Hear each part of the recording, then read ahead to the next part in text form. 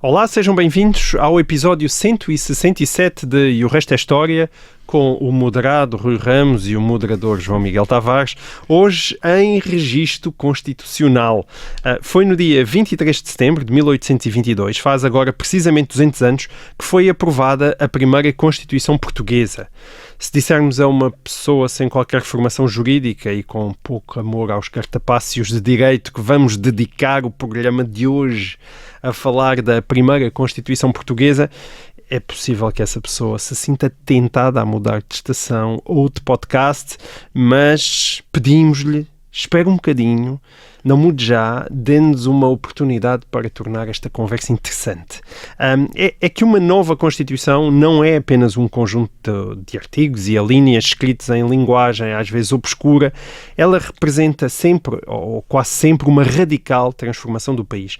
Ora, quem escuta este programa há 167 episódios sabe que eu brinco muitas vezes com o Rui, porque quando procuramos as origens da maior parte das instituições que hoje temos como naturais e óbvias, vamos sempre parar ao primeiro quartel do século XIX, e é por isso que eu te pergunto hoje, Rui, se foi aqui, não é, há 200 anos, que tudo começou, ou seja, se os pilares essenciais do Portugal em que ainda hoje vivemos foram fundados a 23 de setembro de 1822, com a retificação da primeira Constituição Portuguesa. O que é que realmente mudou em Portugal nesse dia, 2 séculos atrás? Mudou imenso, mas nós não queremos ser aborrecidos, como tu disseste. Prometemos, não é? Prometemos isso, vamos tentar cumprir. Temos que começar com duas curiosidades em relação à Constituição de 1822.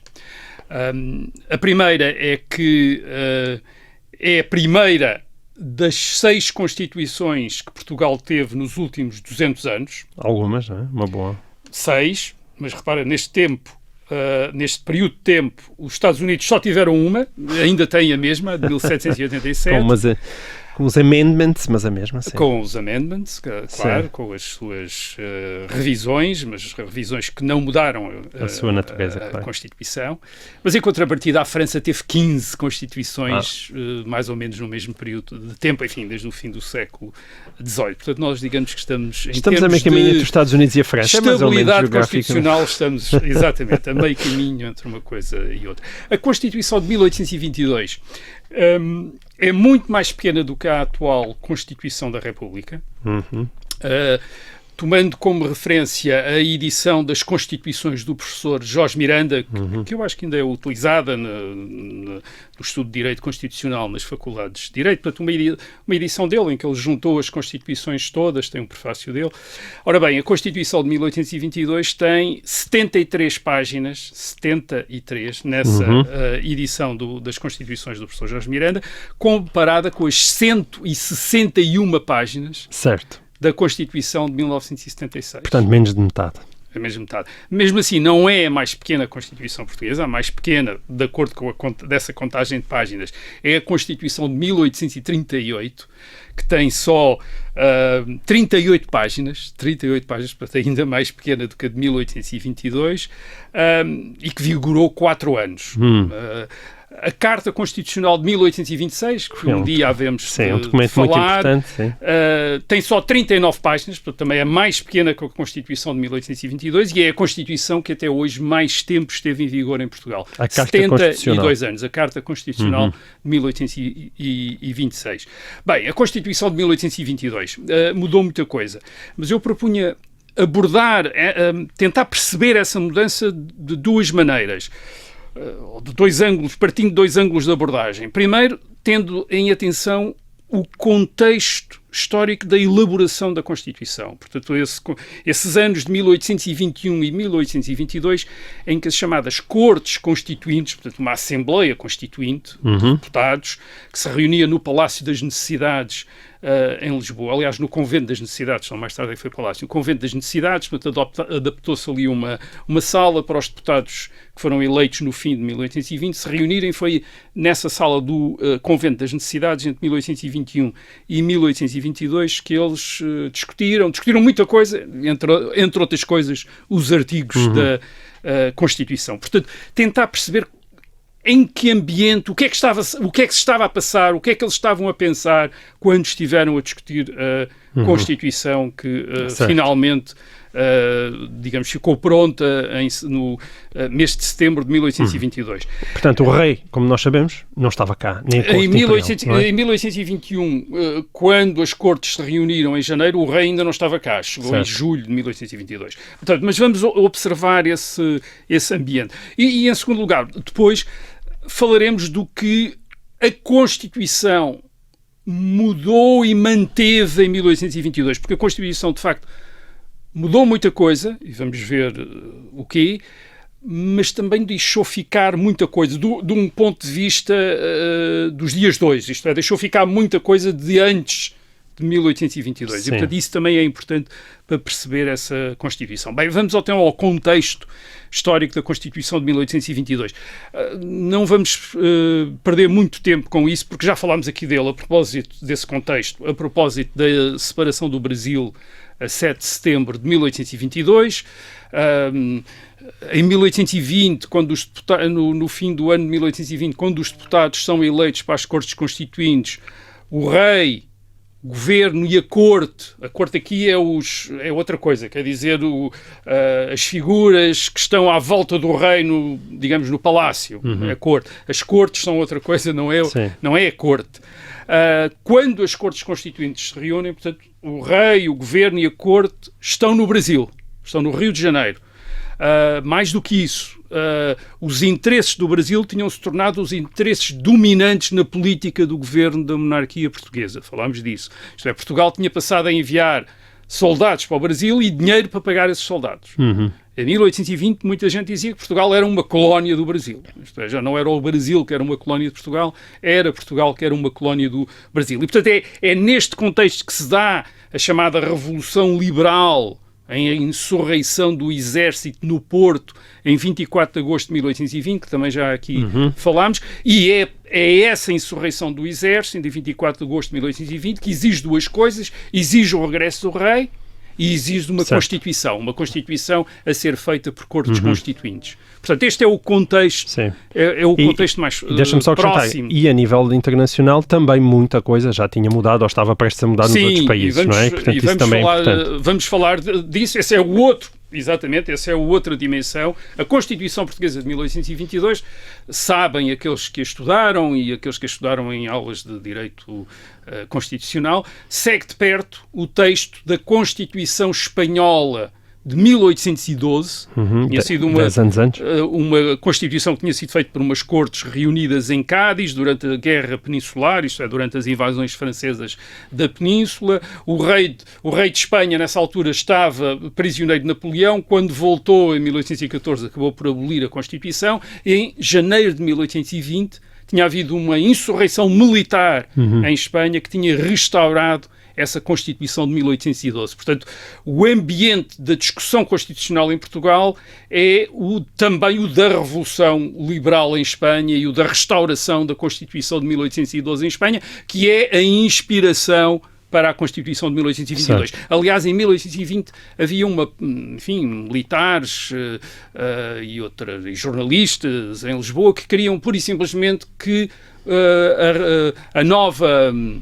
o novo governo em Lisboa pura e simplesmente declarasse a Constituição Espanhola de 1822 em vigor em Portugal. Isto é dizer, a Constituição Espanhola de 1812 é a Constituição Portuguesa. Não foi aceito, mas a Constituição que as Cortes acabaram por fazer era muito parecida com a Constituição de 1812, a Constituição Espanhola de 1812, que por sua vez não era uma grande originalidade espanhola, uma vez que, vamos dizer, inspirado, para não dizer copiar, quer dizer, era muito inspirada na Constituição da Monarquia Francesa de 1791, que é a primeira Constituição da França depois da Revolução de 1789. Certo. Portanto, a Constituição Francesa de 1791 é, de facto, a base, através da Constituição Espanhola, da Constituição Portuguesa de 1822. Havia muitos admiradores em Portugal, portanto, das Constituições espanholas e francesa e daquilo que eles tinham feito nesses países? Podíamos talvez pensar nisso, mas eu penso que não foi essa a razão pela qual a Constituição Portuguesa de 1822 seguiu estes modelos constitucionais, francês de 1791 e espanhol de 1812. Por várias razões. De facto, não havia muitos entusiastas da Revolução Francesa.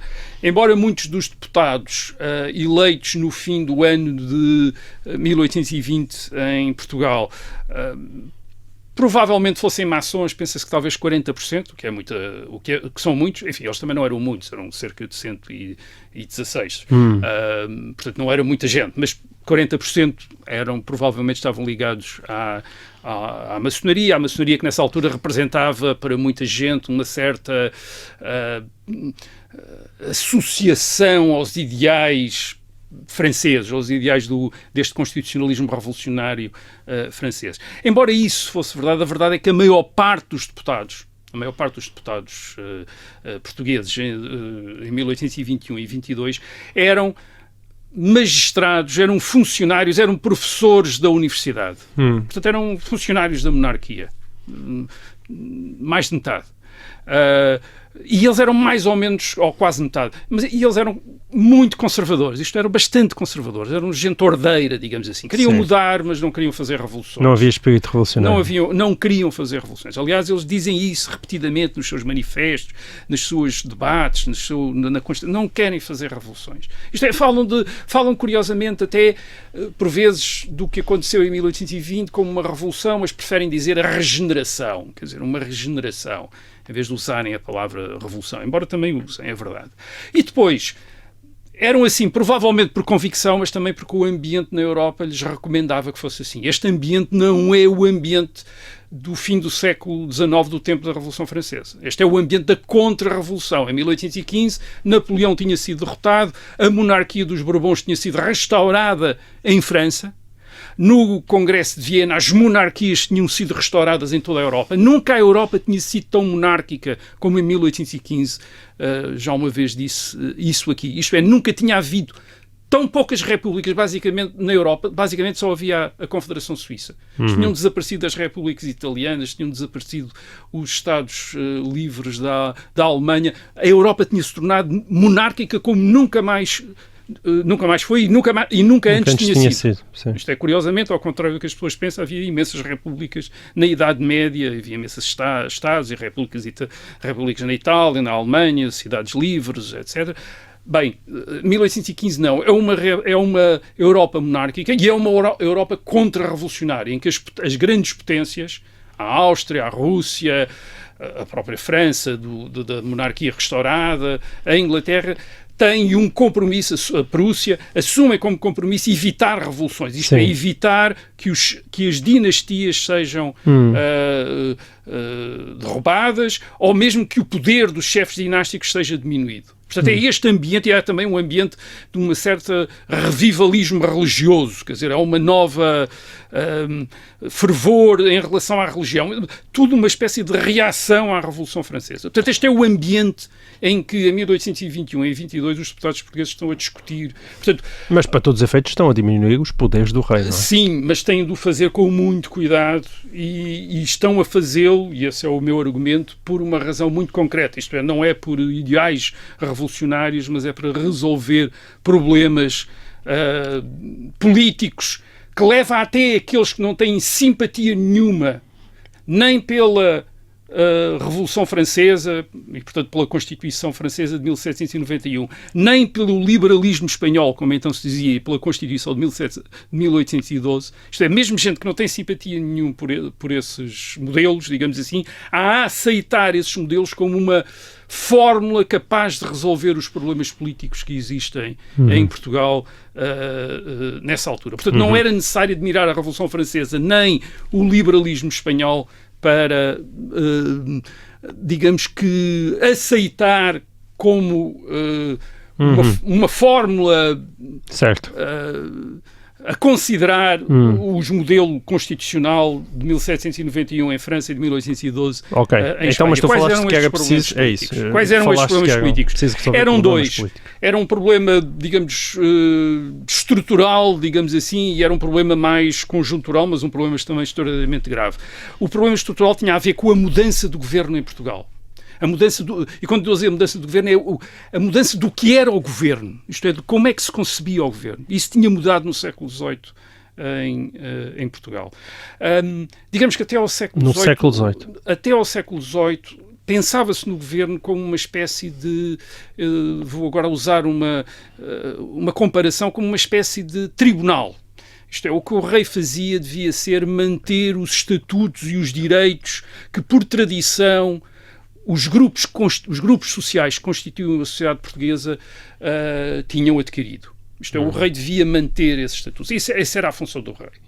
O rei, obviamente, também tinha de fazer guerra quando era preciso, para defender o reino, e tinha de proteger a religião. Mas, essencialmente, em termos daquilo que nós chamamos o governo, a administração, o que ele devia fazer era manter as pessoas nos lugares em que elas estavam, com os direitos que cada um tinha.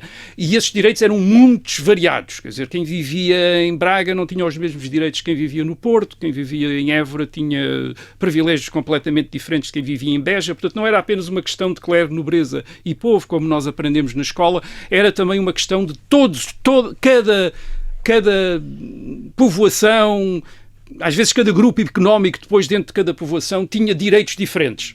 Portanto, não havia direitos iguais para toda a gente. E o rei devia... a função principal do rei, enquanto governante, é manter estes direitos, quer dizer, isto é prover para que os direitos de cada um, os privilégios, os foros, como se dizia, isto é, os estatutos de cada pessoa, enquanto parte de um determinado grupo, que podia ser os ourives de Guimarães e podia ser o fidalgo cavaleiro da Casa Real, ou podia ser o membro de uma ordem religiosa, ou podia ser um cidadão do Porto, que era um estatuto que havia, os moradores do Porto que tinham o estatuto de cidadão. Portanto, isto é, que nenhum deles era violado. Portanto, esta era a ideia do governo. Ora bem, no século XVIII isto começa a mudar. Começa a mudar porque se pensa que o governo deve fazer mais do que isso. Deve tratar daquilo que no século XVIII se chama polícia, isto é, a civilização. Isto é, não é a polícia de hoje, a manutenção da ordem, mas é a criação de uma ordem civilizada. E para isso o rei não deve... Educar o povo, estás tu a dizer. Exato, o rei não deve apenas manter o que existe, deve mudar o que existe. Isto é, o governo, portanto, do rei deve mudar costumes, deve mudar leis, ir contra os estatutos das pessoas para fazer do país, enfim, fazer do reino uma sociedade mais próspera, mais civilizada, mais policiada. Uma ambição iluminista, não é? Sim, isto dentro daquilo que se chamava, que se chamou o iluminismo, as luzes, no século XVIII. Mas isto era uma mudança grande do âmbito do governo. Isto é, este governo que vai para além daquilo que está estatuído, daquilo que já não se limita apenas a fazer justiça, mas está a fazer reformas, a administrar, a mudar. Ora bem, isto estava a acontecer ao mesmo tempo em que os reis de Portugal se tinham, digamos que, abandonado uma instituição que tinha funcionado até ao século XVII, que era o das cortes. Isto é, grandes assembleias de representantes dos grupos que constituíam o reino, da nobreza, do clero e das povoações do reino, que se reuniam para aconselhar o rei. E desde o fim do século XVII que os reis tinham abandonado esse costume. Isto é, tinham deixado de aconselhar-se com essas cortes. Havia alguns que diziam que não era preciso porque, digamos que as populações estavam representadas pelas câmaras municipais e pelos tribunais também, que os tribunais representavam de alguma maneira as populações, e portanto o rei, ouvindo ou tendo intercâmbio com essas instituições, não precisava das cortes para nada. Mas temos esta evolução contraditória, isto é, um governo que cada vez mais mexe com a vida das pessoas e aparentemente está cada vez menos preocupado com ter um interlocutor representativo dessa população. Portanto, este é um problema que vem a crescer no século XVIII. Isto é um governo cada vez mais ativo, e no tempo do Marquês de Pombal, então, foi ativíssimo, contra tudo e contra todos, e ao mesmo tempo, aparentemente, não houve não organiza uma auscultação à população como se tinha feito até ao século XVII. Certo. E isso tinha a ver com o problema depois com a conjuntura de 1820. Porque para os contemporâneos, aquilo que estava por detrás dessa evolução, aquilo que se passar entre 1808 e 1820, isto é, o governo do rei fixar-se no Brasil e como que sacrificar o Portugal europeu aos interesses do Brasil, isso tinha a ver com o facto de não haver representação junto do rei. Isto é, portanto, é a ideia de que aquilo que acontece entre 1808 e 1820 e que reduz Portugal a uma situação de colónia tem a ver com esta evolução, isto é, com as cortes não serem reunidas e com certo. Este governo ter cada vez mais poder. Portanto, uma coisa está ligada à outra. Muito bem. Qual era o problema que os deputados estavam a tentar resolver? E o problema que eles estavam a tentar resolver era um problema próximo, que era esta mudança da relação entre o Brasil e Portugal, em que Portugal se tinha, de acordo com alguns deles, tornado uma colónia do Brasil, e a ideia de que para resolver esse problema era preciso resolver o problema do governo na monarquia portuguesa, isto é, mudar o sistema de governo, mesmo mantendo a monarquia, mudar o sistema de governo. Certo. E como? E é aqui que entra a Constituição. A Constituição entra aqui precisamente para resolver este problema do governo. E a Constituição, talvez a coisa mais dramática que a Constituição opera em Portugal... Deixa-me só interromper-te por uma curiosidade. Nasce a Constituição nasce contra o rei? A Constituição não nasce contra o rei no sentido de que as cortes são reunidas sob o rei não está em Portugal, quando em janeiro de 1821, mas eles põem um retrato do rei nas cortes, tem um retrato lá do rei, de alguma maneira para representar o rei, mas aprova uma mudança à Constituição da monarquia sem o rei estar presente, isto é, sem estar presente a não ser em retrato, em efígie, e 2, dizem que o rei tem de jurar a Constituição e não a pode vetar. Isto é, não tem palavra a dizer sobre a Constituição. E o rei tinha algum representante lá? Quando eu digo um representante mais direto. O rei, em janeiro de 1821, não sabe o que é que se está a passar em Portugal. Não é? As cortes estão... Ninguém lhe tinha telefonado. Sim, reparem, 2 meses para o Brasil. Portanto, o rei, em janeiro de 1821, sabe o que se tinha passado em novembro de 1820 em Portugal. Portanto, é a ideia que ele tem do que se está a passar em Portugal. Portanto, é que sempre com 2 meses está a ver ou ouvir as notícias com 2 meses de atraso. Quer dizer, portanto, tema fascinante. Um dia destes ainda temos que falar no resto da história do impacto que tinha a velocidade da informação ao longo da história. Mas, por exemplo, o rei, quando houve... quando sabe que acontece a Revolução de agosto de 1820, quando tem uma notícia dessa Revolução no Rio de Janeiro, manda instruções para o governo em Lisboa, que já são abertos pelo governo revolucionário que, entretanto, tomou conta de Lisboa, quer dizer, e que vê o que é que o rei, afinal, estava a dizer que, que os seus representantes em Lisboa deviam fazer, mas, entretanto, já tinha... Quando chegaram as instruções já não havia ministros. Já tinham passado o prazo, sim. Mas é aqui que entra a Constituição. E a primeira coisa muito dramática que a Constituição faz é dividir o poder. Divide o poder. Isto é, aquele poder soberano que competia ao rei é de repente dividido em 3 poderes separados, independentes, autónomos uns dos outros, que é, enfim, toda a gente já sabe hoje, o poder de governar, o chamado poder executivo, o poder de fazer as leis, o poder legislativo, e o poder de julgar, isto é, o poder judicial. Portanto, isto é separado. Certo. Estes poderes e tu digas que estes poderes antes estavam todos nas mãos do rei. O rei. As cortes não tinham nenhum destes faz leis, governa e julga, através dos seus representantes. Claro. Embora já houvesse digamos que havia uma especialização técnica, no sentido de que havia juízes, havia governantes, mas não era muito claro por vezes. Isto é, por exemplo, aquilo que nós hoje diríamos que era agora já não existe, mas governadores civis, por exemplo, eram também juízes, quer dizer, também tinham o direito de julgar, certo. Quer dizer, não eram, portanto, a administração havia julgava uma acumulação também. De funções. A administração julgava, quer dizer, era como se... E a partir daqui é tudo separado. Agora está tudo separado. E o que acontece? O poder de fazer leis, que era o poder principal, que é aquilo que define a soberania, o poder supremo, que é aquele poder que está acima das leis no sentido que faz as leis. Esse poder passa a competir não ao rei, mas a uma Assembleia de Deputados eleita pelos homens adultos do reino. Em relação a cujas decisões o rei só tem um direito de veto suspensivo. Isto é, só pode dizer não estou de acordo com isto, reconsiderem lá isto.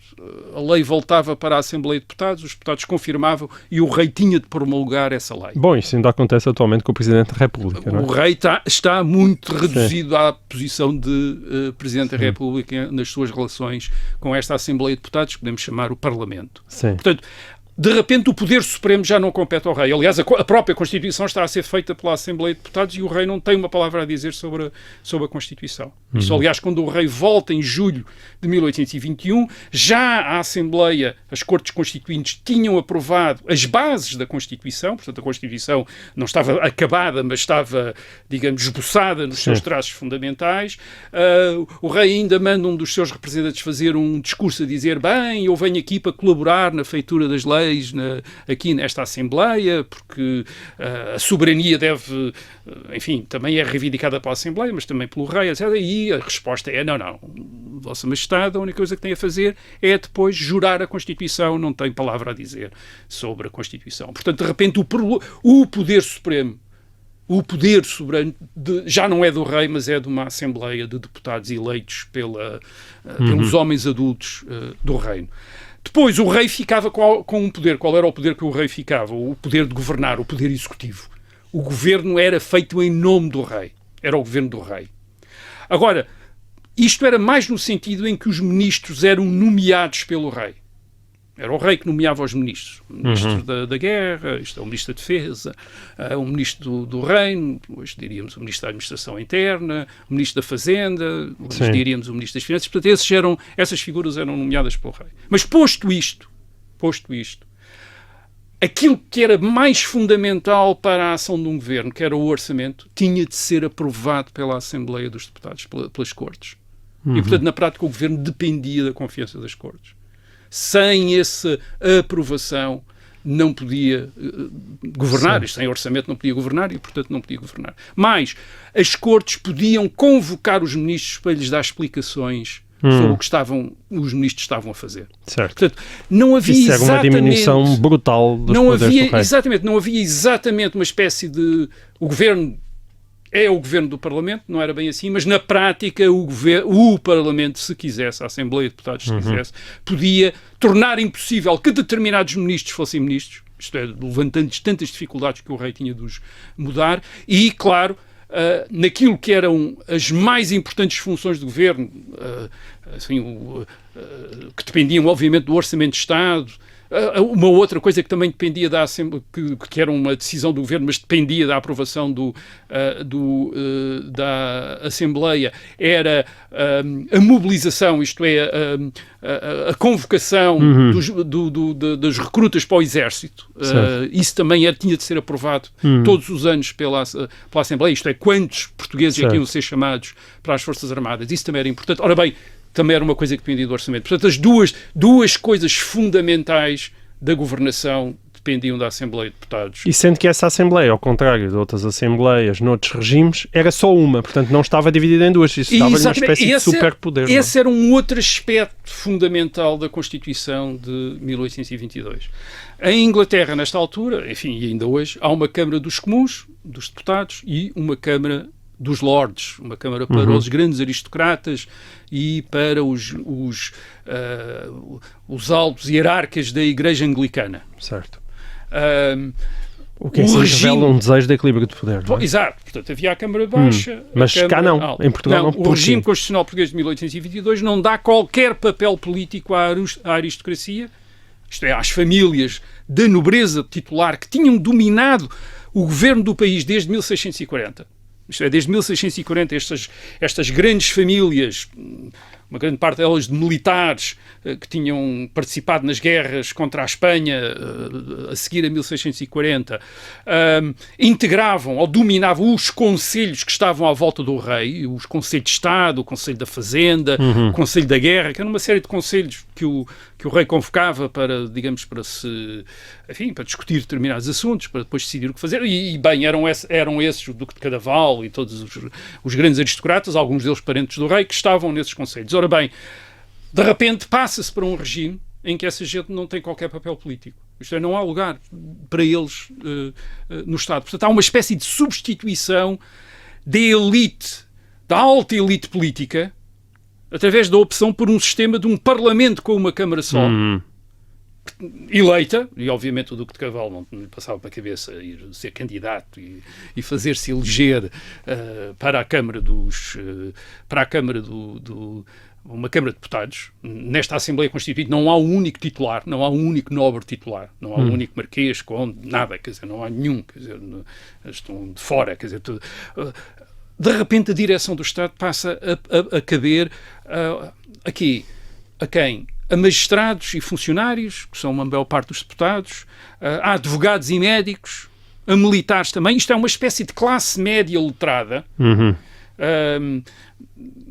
que, de acordo com alguns historiadores, representaria talvez uns 6% da população masculina adulta do país. Quer dizer, fariam parte desta classe média, que era uma classe média educada, que estava ligada ao Estado, ou a profissões liberais, e portanto sabia ler e escrever. Ela tinha educação, e às vezes tinha mesmo muita educação. Isto vê-se pelos discursos desses deputados nas câmaras. São gente incrivelmente erudita, são capazes de citar de cor versos em latim, quer dizer, isto é, 10 ou 15 versos de Virgílio seguidos em latim, quer dizer, de cor, quer dizer, portanto sabem o latim todo e as leis todas e conhecem muito bem a história de França e da Inglaterra, portanto é gente muito cultivada, e é esta gente, esta classe média letrada, de repente está à frente do Estado, na direção do Estado, e não os duques, marqueses e condes que antigamente dominavam esses conselhos da monarquia. Mesmo o Conselho de Estado, a Constituição cria um Conselho de Estado, mas este Conselho de Estado é composto por membros escolhidos pelo rei, mas sobre listas elaboradas pela Assembleia dos Deputados. Isto é, o rei escolhe numa lista elaborada pela Assembleia dos Deputados. E depois mais uma coisa interessante. O rei não pode tomar decisão nenhuma sem ouvir o Conselho de Estado. Isto é, na prática, sem ouvir aqueles que são escolhidos pelos deputados. Rui, mas tu no início deste programa prometeste que havia coisas que estas pessoas quiseram preservar e até agora ainda não consegui perceber o quê.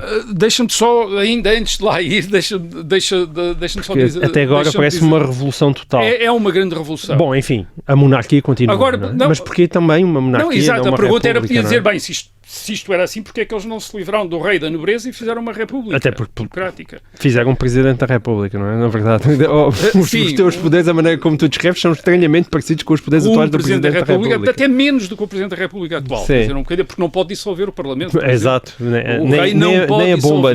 Nem a bomba nuclear tinha. Não tem. Porquê é que eles não se livraram então da monarquia? Quer dizer... Bem, primeiro porque já expliquei aqui, estávamos numa Europa que era a mais monárquica de todos os tempos. Só a Suíça era exceção. E onde a memória da República Francesa de 1792 era horrível. A República queria dizer guilhotina, queria dizer massacres, queria dizer prisões, queria dizer assassinato, queria dizer o terror jacobino de 1793, 1794. Portanto, isso era, se eles dissessem vamos fazer aqui uma República, as pessoas não pensavam nos Estados Unidos, pensavam imediatamente numa República como a da França. E depois, claro, as potências europeias nunca aceitariam que um rei fosse deposto em 1821-22. Teria havido uma intervenção internacional em Portugal. Portanto, havia aí nitidamente um limite, era preciso manter o rei. Depois havia uma outra razão. Havia a noção, e os deputados tinham a noção de que estavam a fazer, estavam a fazer uma Constituição para uma monarquia intercontinental. Não era só o Portugal europeu, era também o Brasil. É para esta monarquia que se está a fazer a Constituição. E havia a noção, se houvesse a proclamação de uma república em Portugal, enfim, havia estes problemas todos internacionais, mas havia um outro, é que o Brasil separava-se imediatamente. Ou separava-se com a monarquia, isto é, o rei estava no Brasil e continuava rei no Brasil, ou se fizesse uma república, não era a República Portuguesa, era uma República brasileira. Portanto, separou-se na mesma, mas eles então tinham ainda a esperança que não se separasse. E essa esperança que não se separasse passava pela monarquia. Isto é, passava por manter a legitimidade dinástica. O rei, isto é dizer ao Brasil, bem, o vosso rei é o rei de Portugal e, portanto, nós estamos a fazer uma Constituição para a monarquia com este rei e, portanto, se o rei aceita a Constituição, vocês também, como súbditos, vassalos do rei, também têm de aceitar a Constituição. O Brasil era, aliás, o outro grande problema destas cortes constituintes de 1821-22, e nós já falámos daqui também quando foi a separação do Brasil. Isto é, as cortes queriam que pela Constituição o poder supremo, a soberania, ficasse concentrado numa Assembleia eleita, uma Assembleia eleita por todos os portugueses, todos os domínios de Portugal, mas uma única Assembleia baseada em Lisboa, com sede em Lisboa. Portanto, esta era a ideia. Portanto, não queriam nem que o Brasil tivesse uma Constituição diferente da Constituição portuguesa. Foi também uma ideia que circulou em 1821. Foi, o Brasil é tão diferente de Portugal, portanto também terá uma Constituição diferente. Poderá ser a mesma monarquia, mas com duas Constituições. Não, é uma Constituição só. E depois disseram, bem, então, duas Assembleias de Deputados, uma Assembleia de Deputados em Lisboa e uma Assembleia de Deputados no Rio de Janeiro. Não, só uma Assembleia de Deputados em Lisboa. E depois disseram, bem, então, uma Assembleia de Deputados só em Lisboa, mas dois governos. Um governo em Lisboa, um governo do Rio de Janeiro. Também não. Um governo autónomo, independente, com capacidade de tomar decisões por si próprio no Rio de Janeiro. Também não.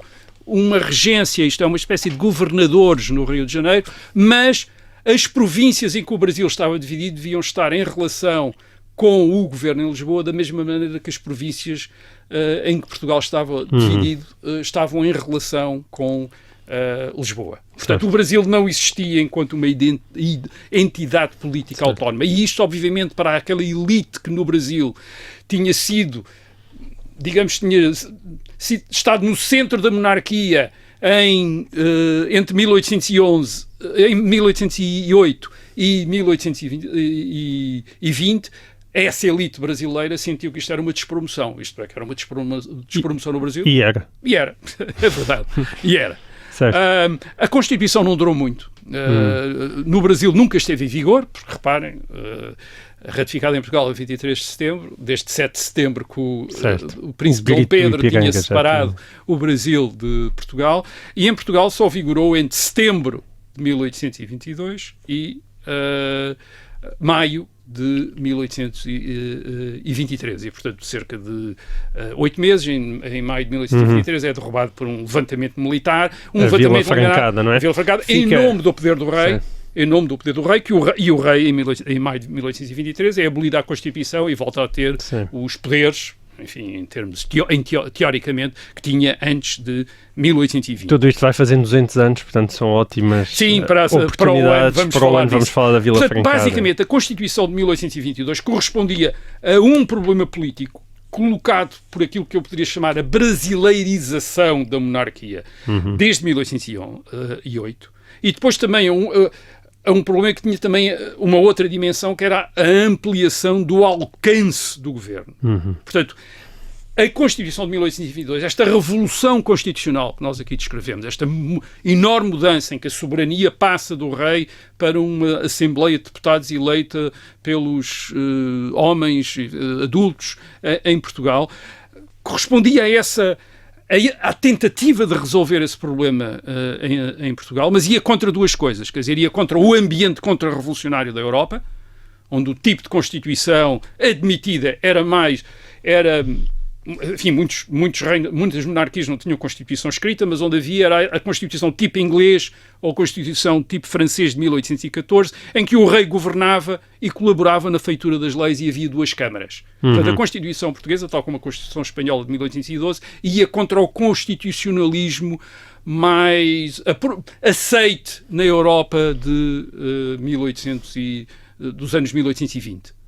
Portanto, em 1823 foi fácil, digamos, dizer vamos derrubar isto é uma coisa aberrante, vamos fazer uma Constituição como as da Europa. Mas falaremos disso quando houver a efeméride. E depois,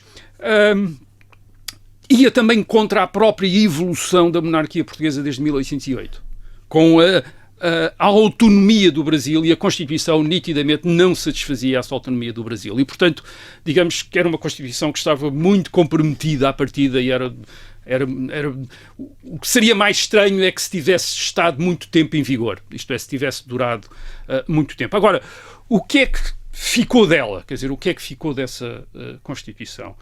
Bem, ficaram duas coisas. Primeiro, ficou na tradição política portuguesa, ficou digamos, desafio à monarquia tradicional. Esta ideia do poder soberano estar, sobretudo, numas cortes, numa Assembleia de Deputados eleita pelos homens adultos em Portugal. E, portanto, a Constituição de 1822 associou-se, digamos, à tradição democrática em Portugal no século XIX. À tradição, por exemplo, da esquerda liberal portuguesa, que em 1836, quando toma o poder, derruba a Carta Constitucional e restaura durante uns meses também a Constituição de 1822. Teve esse segundo período de vigor, mas pouco tempo e muito ambiguamente. Mas, por exemplo, mesmo os republicanos portugueses no fim do século XIX, princípio do século XX, têm esta Constituição de 1822 como um modelo daquilo que é um Portugal democrático, um Portugal republicano. Isto é, continua a haver rei, mas de facto o poder está todo numa Assembleia de Deputados. Portanto, esta ideia ficou esta memória democrática republicana associada a esta Constituição de 1822, em alguns casos um bocadinho até exagerada, como vamos ver a seguir. Depois, claro, ficou o começo, e esse é talvez aquilo que é mais importante, o começo da tradição constitucional portuguesa moderna. Certo. Portugal teve depois outras 5 constituições, em 1826, em 1838, em 1911, em 1933, em 1976, mas quando olhamos para essas outras 5 constituições, percebemos que alguns dos seus elementos mais característicos, mais estruturantes, estão presentes na Constituição de 1822. Isto é, a matriz constitucional da tradição constitucional portuguesa está em 1822. E quais são esses elementos, alguns desses elementos básicos da Constituição que estavam em 1822 e depois nós vamos encontrar noutros regimes constitucionais? A primeira, a ideia de que a soberania, o poder supremo, já não é exclusivo de uma figura dinástica, mas é partilhado por essa figura dinástica com a nação, como em 1826, ou exclusivo da nação, isto é, da nação representada pelos deputados que elege, como é o caso de 1822. Portanto, esta ideia de que a soberania já não é do rei, mas ou não é apenas do rei, ou já não é do rei, ou não é apenas do rei, mas de uma Assembleia de Deputados. Obviamente, a partir de 1911, com a República, isso tornou-se ainda mais óbvio. Portanto, isso é uma ideia importante, esta emergência da nação como uma entidade soberana, embora depois a soberania, como diz a Constituição de 1822, a soberania da nação é exercida não pela nação diretamente, mas pelos seus representantes eleitos em eleições, e as eleições e o método eleitoral, o sistema eleitoral é descrito a par e passo na Constituição de 1822. Eles descrevem todos os procedimentos eleitorais, porque obviamente é a base da formação deste corpo soberano, deste corpo político soberano. Para todos os efeitos, a nação passava a ficar acima da família real, não é? Sim, a nação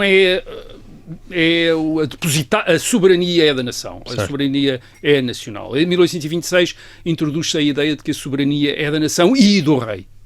São os dois soberanos, digamos assim. Mas foi, a partir de 1822, foi o máximo a que se voltou atrás, digamos assim. Isto é, a ideia de que o rei também é soberano. Na Constituição de 1822 isso não era claro. Isto é, o soberano era a nação. A nação representada pelos deputados eleitos. Quer dizer, portanto, não era a população, não se podia... Isto para quê? Para prevenir que, enfim, uma parte da população, em alguma parte do território, se revoltasse e dissesse que estava a exercer os seus direitos de soberania. Não. exerce os seus direitos de soberania quando vota e depois são os seus deputados que exercem essa soberania. Bom, e os direitos eram iguais para todos, mal pelo menos em teoria. Essa é a outra ideia, a ideia de que os naturais de Portugal, isto é, aqueles que têm nacionalidade, digamos assim, portuguesa, nascidos em Portugal, no Brasil e noutras posições sobre a administração do Estado português, são cidadãos e têm direitos e deveres que são iguais para todos. A lei é igual para todos. Portanto, deixa de haver leis privadas, digamos assim, leis de grupos, leis privativas de determinados grupos. Isso deixa de... é uma coisa que acaba e, portanto, os portugueses deixam de ter direitos enquanto membros de determinados grupos, como acontecia antes de 1820. Eles tinham imensos direitos, aliás, em alguns casos até tinham mais direitos do que vieram a ter depois de 1820. Isto é, portanto, a ideia não é os portugueses passaram a ter mais direitos de 1820. Não, a maior parte deles até passou a ter menos direitos do que tinha antes, porque antes tinha imensos privilégios.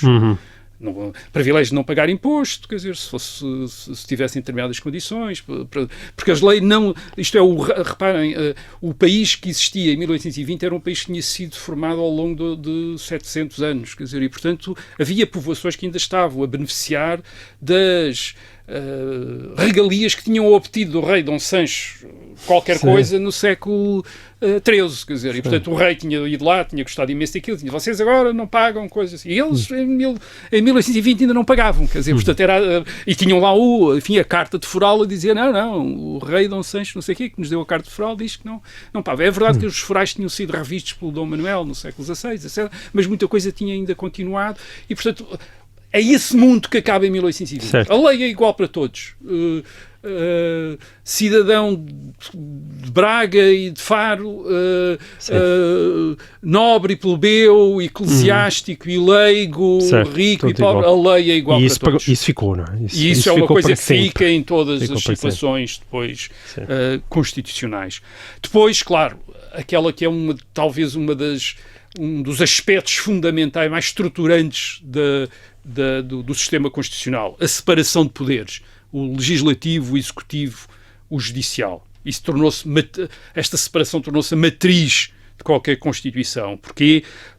Porque é concebida dessa maneira em 1822, como um elemento fundamental para proteger os cidadãos em relação ao poder. Isto queria dizer que não era o mesmo órgão que fazia as leis, que governava e que julgavam. Eram órgãos independentes. Por exemplo, os juízes, nós sabíamos que o juiz era um juiz independente, não era um governante. Quer dizer, nós não íamos ser julgados pelo ministro. Quer dizer, isso era fundamental. Ainda por cima que tivesse feito a lei, não é? Que tivesse feito a lei e depois fosse julgado. Portanto, não íamos estar sujeitos a um acidente deste tipo. Portanto, essa separação, aliás, isso era uma coisa que vinha do século XVIII francês, que era a ideia mesmo de que aquilo que definia um Estado constitucional era a separação de poderes. Havia aquela forma que é um Estado onde não existe separação de poderes não tem Constituição. Isto é, tem de haver separação de poderes. Certo. Portanto, isso é uma coisa que fica depois como uma aquisição definitiva e que é introduzida em Portugal de uma maneira muito...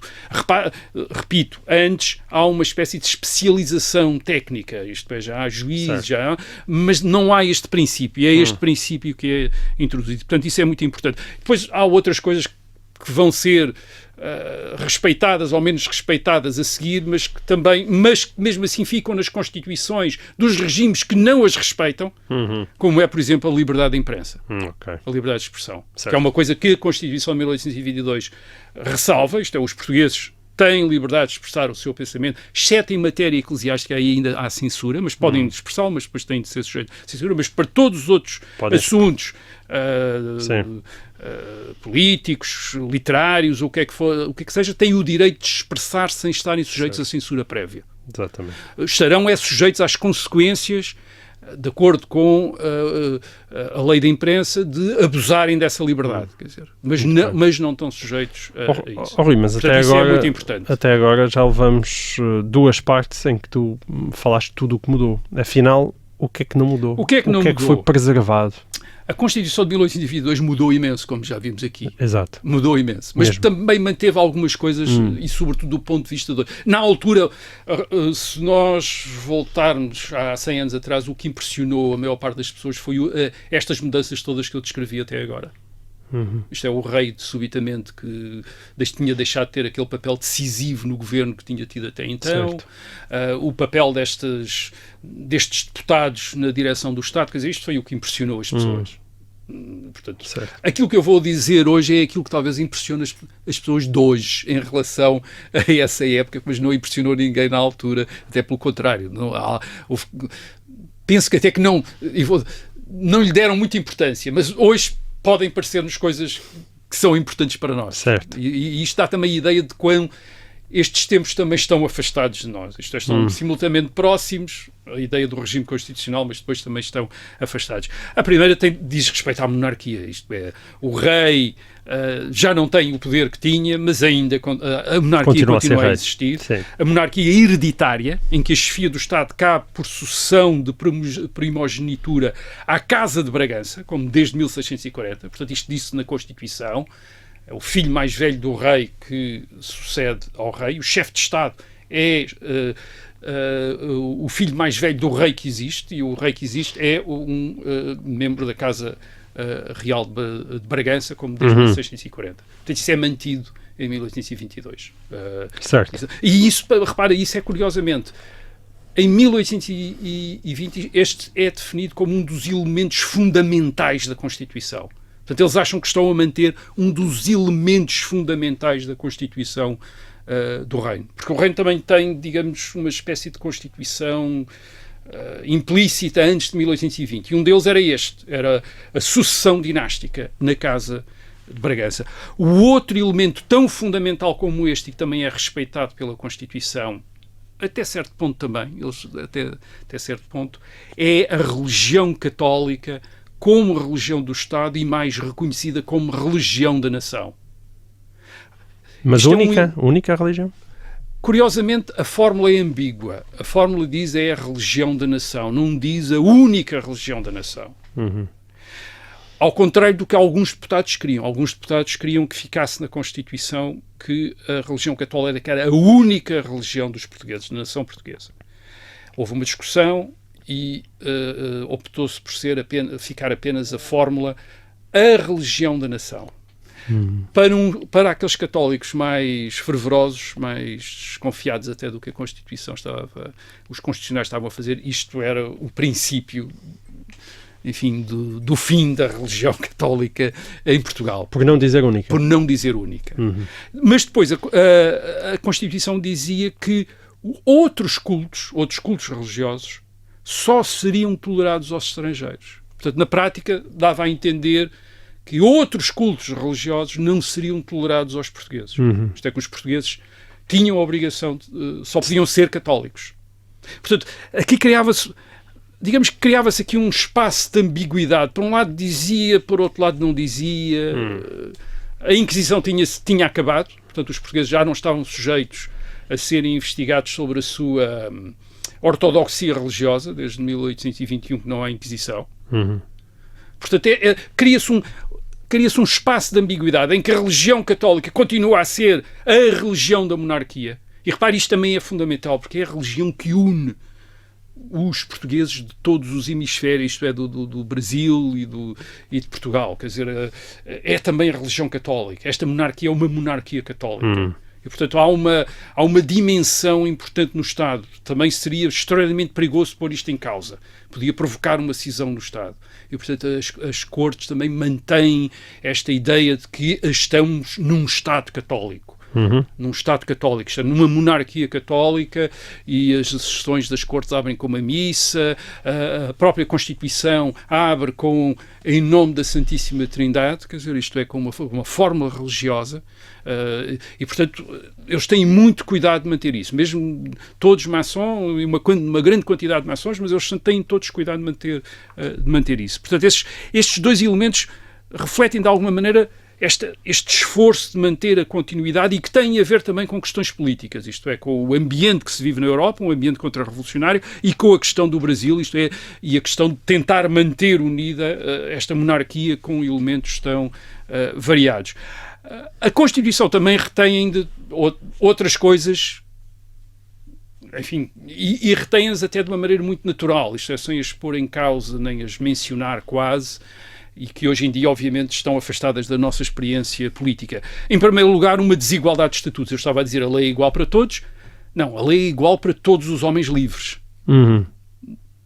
Não é igual para aqueles que não são livres. Isso, curiosamente, na Constituição nunca é enfrentado num artigo, mas é referido frequentemente, por exemplo, quando se diz que como deve ser calculado o número de deputados para eles serem proporcionais à população. Isto é, os deputados a eleger serem proporcionais à população. A população branca. E diz, não é a população branca, é a população de homens livres. É a população de homens livres. Não refere a cor, isto é, portanto, um negro pode ser livre, quer dizer, e um mestiço também pode ser livre. Portanto, não é, e, portanto, aí votava. Isso, quer dizer, aí votava, quer dizer, portanto, é a população de homens livres. Mas quando diz a população de homens livres, imediatamente descobre o jogo. Isto é, dá a entender que há uma população de pessoas que não são livres dentro da monarquia. E sabemos que essa população era de milhões de pessoas, quer dizer, que eram escravos no Brasil. Não havia escravos em Portugal, desde 1761 que não há escravos em Portugal, mas há escravos no Brasil e nas outras possessões portuguesas, na África, na Ásia, na Oceania, há escravos, e essas são grandes populações, e sobre isso a Constituição de 1822 é silenciosa em relação a essa questão. Aliás, refere também noutros artigos os libertos, às vezes diz o indivíduo que pode votar se for liberto, isto é, se for um escravo que tenha sido libertado, quer dizer, também pode aceder em determinadas condições passa a ser também cidadão, passa a ter os direitos de cidadania. Mas, repare, é uma coisa sobre um assunto sobre o qual a Constituição não se pronuncia. E, obviamente, para qualquer observador, e não precisava de ser um abolicionista, parecia um assunto extraordinariamente relevante. Claro. Isto é, uma parte importante da população desta monarquia não ser de pessoas livres, e a Constituição não dizer nada sobre essas pessoas, a dizer apenas que elas não contam para o cálculo do número de deputados. Nem as mulheres. E a outra é a questão das mulheres. As mulheres contam para o cálculo do número de deputados, quer dizer, porque é a população, mas não votam. E a Constituição, mais uma vez através do silêncio, estabelece essa condição política inferior das mulheres, que nem sequer são referidas entre aqueles que não tinham direito de voto. A Constituição diz quais são aqueles que não têm direito de voto. Aqueles que não são direito de voto são os filhos que ainda vivem com os pais, aqueles que têm menos de 25 anos e que não estão casados, enfim, defino aqueles que foram condenados por bancarrota fraudulenta, os que fazem parte de ordens religiosas e, portanto, estão sujeitos aos seus superiores, digamos, da congregação e, portanto, parte do princípio que não são livres para ir escolher, fazer uma opção política. Portanto, define aqueles que não têm direito. E as mulheres constam da lista? Não diz nada sobre as mulheres. Aliás, nenhuma Constituição portuguesa, até mesmo a de 1911, não diz nada sobre as mulheres. Mantém o silêncio, o que permitiu em 1911, já sob a República, uma mulher, nas eleições de 1911, propor-se a ir votar. E, de facto, a lei não dizia que não podia votar, mas era implícito, quer dizer, depois explicam, mas está implícito que não podem votar. Isto é, não fazem, digamos que as mulheres não fazem parte deste mundo político que está a ser definido pela Constituição. É um mundo masculino, um mundo de homens independentes, homens autónomos. Os analfabetos também vão ser excluídos do direito de voto, segundo a Constituição de 1822. O que quer dizer que a maior parte da população portuguesa, adulta, masculina, ia deixar de poder votar. Portanto, também ia ser excluída do direito de voto. Portanto, a alfabetização devia ser, não temos cálculos para isso diretos, mas devia ser mínima, 20%, talvez, um quinto da população que sabia ler e escrever. Isto já é muito otimista, mas vamos admitir isto, quer dizer que cerca de 80% dos homens adultos masculinos iam ser excluídos do direito de voto. Quer dizer, era este modelo do homem, de um Estado, uma soberania mantida o homem independente, senhor de si próprio, adulto, proprietário, sabendo ler e escrever, era neste tipo de ser humano que o regime queria assentar politicamente. E, portanto, as mulheres que estavam digamos que em princípio sujeitas aos pais de família quando faziam parte da família, ou como filhas, ou como mães, ou como irmãs, estavam sempre sujeitas à autoridade de um chefe de família, de um chefe de família masculino. Em princípio, às vezes também podiam ser chefes de família elas, mas era mais frequente ser um homem. As mulheres não faziam parte desse mundo masculino. Aliás, as cortes constituintes até tinham feito um regulamento a excluir as mulheres da assistência às cortes. As mulheres não podiam assistir às cortes, só os homens é que podiam assistir aos debates no Parlamento, precisamente porque era este mundo masculino. Mas reparem, mais uma vez, não há uma única palavra na Constituição sobre isso. Passa-se em silêncio, como no caso dos escravos. Portanto, é coisas que a Constituição, que fez uma revolução enorme em Portugal em termos do sistema político, mas há vários elementos em que ela mantém uma continuidade em relação ao passado. Muito bem. Nós também continuaremos aqui, tal como no passado, mas é só daqui a uma semana. Esperamos por si. Até lá.